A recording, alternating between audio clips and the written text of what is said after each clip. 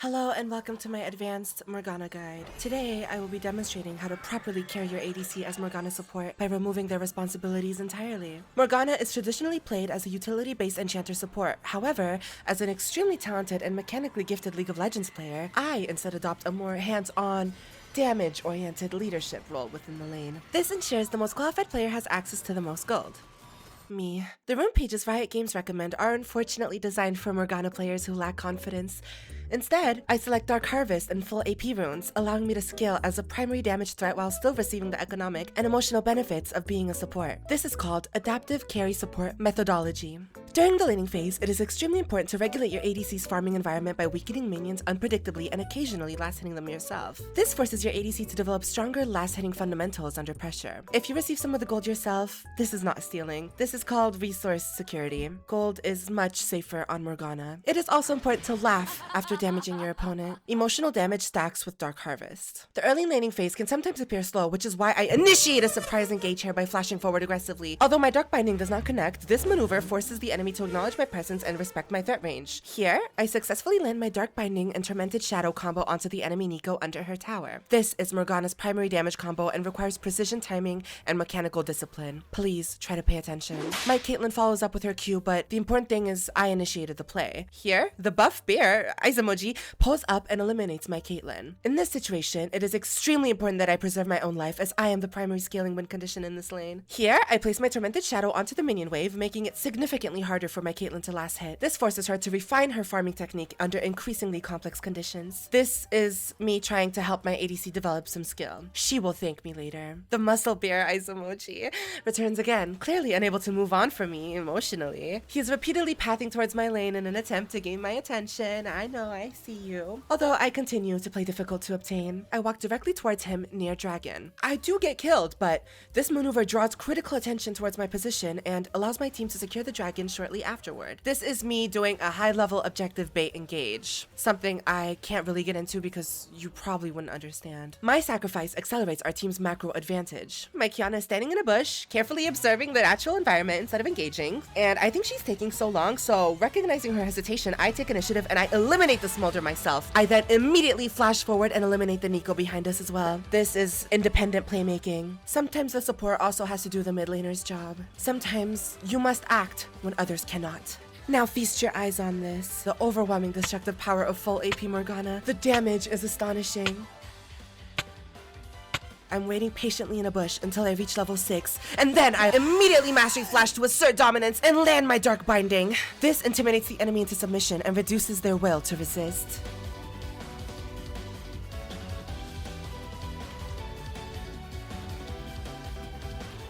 My Caitlyn attempts to secure the kill, but my Tormented Shadow ensures that I receive the gold instead.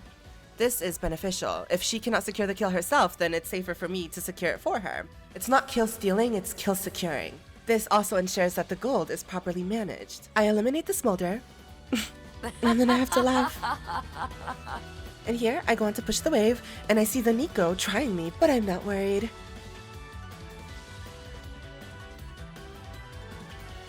She commits everything and still loses. I have to laugh. This outcome was expected.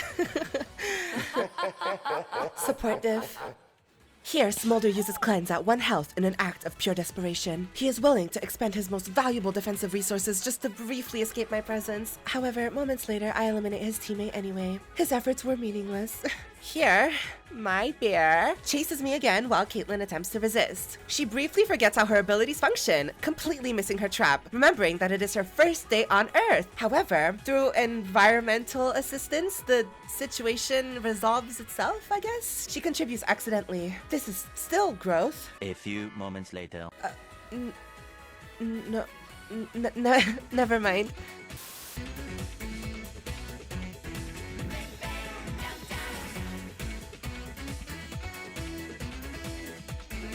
Here, the Udyr successfully sidestepped my abilities. He has clearly studied my gameplay and is attempting to adapt. Unfortunately for him, adaptation is not enough. He still dies.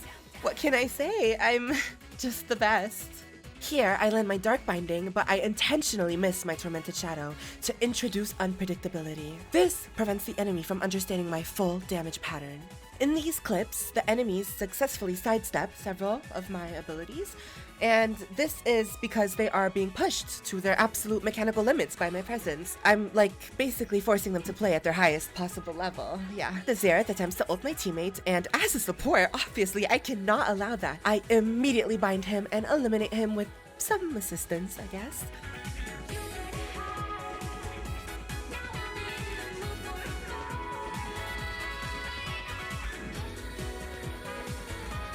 My teammates seem to be initiating something that appears to be a tower dive. I'm not really sure what.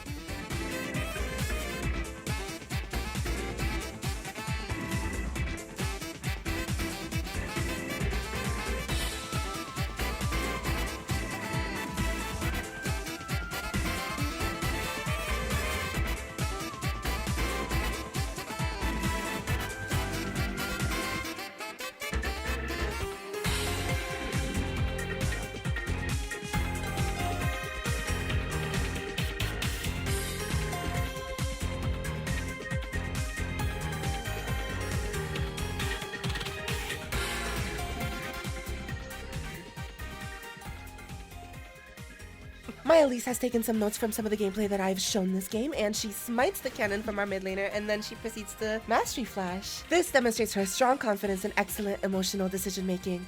I am so proud of her. Their top laner is getting a bit too comfortable, so I must begin my intimidation process.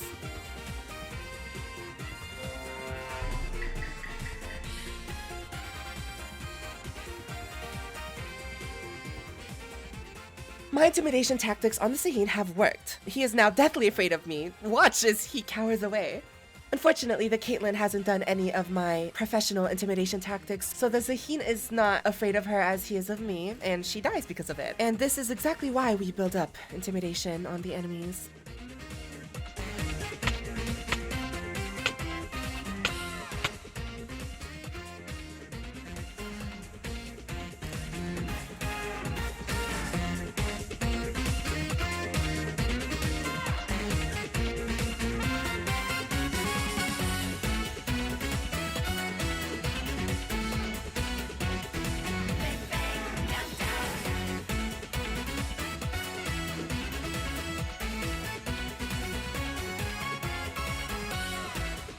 Oh, red buff.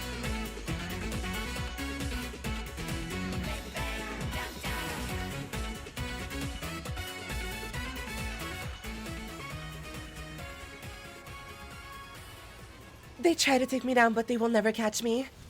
Successfully sidestepped. Successfully sidestepped. Successfully sidestepped. Successfully sidestepped. Successfully sidestepped. Helping my Caitlyn with the waves earlier has clearly paid off, as she is now making sure that I safely escape by hitting the blast cone that I was standing on. Thank you so much. Yeah, now you're gonna die, bitch. Like, the fuck? Unfortunately, the game ends shortly after. This is a 1 in a million. However, this outcome does not invalidate the educational value of this guide. If I had been playing Kale, the results would have been different, just saying.